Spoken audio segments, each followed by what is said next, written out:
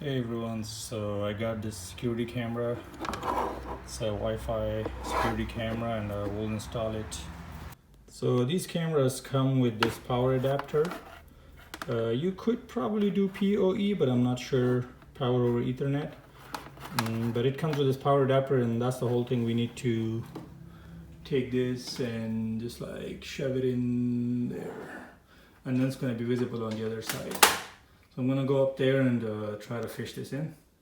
I'm thinking putting it up right there and then run a wire through the soffit inside, and I can attach the power. To remove the soffit, all you do is just pull on this edge, and when you pull on the edge, you're gonna see like a roofing nail.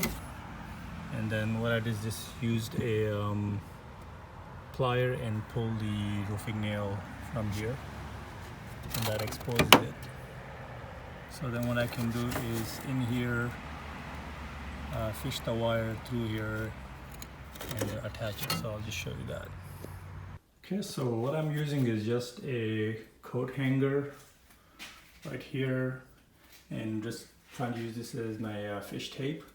So I've already removed the soffit as I showed earlier, and I don't want to drill a hole in the header, so I'm trying to fish the wire through that coat hanger. Just bring it in, run it here and then down, and then I can just plug it into that. Right, so as you can see, the wire is actually coming in here. I'm gonna go in, sorry, the coat hanger.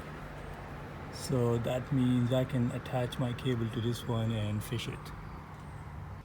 Okay, so as you can see, there's a receptacles coming in here, and I can just take it out here and connect it to the camera.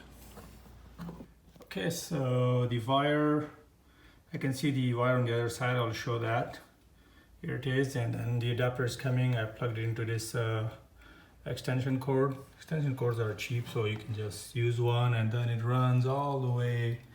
I've nailed it in proper places so that it doesn't get stuck in the tensioner and over there, and then goes back to the receptacle. So now this is kind of a temporary thing because I just want to test out the camera and make sure it's correct. But in case I change the camera in the future, I know where the wire goes, everything, so all I have to do is just fish the wire through here and then connect it to the new camera. And even if I want to change the adapter, let's say just solder some wires, make it permanent, I can still do that. So that should be no problem. I just drilled a hole. The hole is big enough to fit this Ethernet adapter, or whatever you want to call it. And then it comes over here, and then the camera like that. And then I can mount the camera on these two wood pieces. If you don't have one, you can just run one this way and then install your camera. So I just like to share the mistake I made.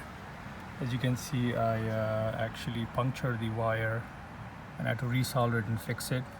That's because I just blindly nailed the camera. So what you want to do is do it this way. Actually, it's much safer.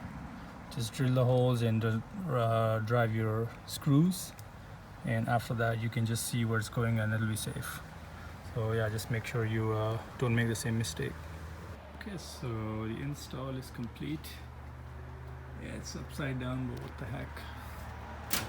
And strip, and it looks pretty good actually.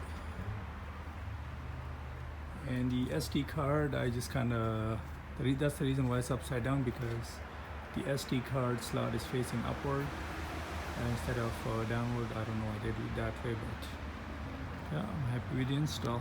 And now we're gonna see how it plays out. So far the quality is okay. I'll try to share maybe a quality.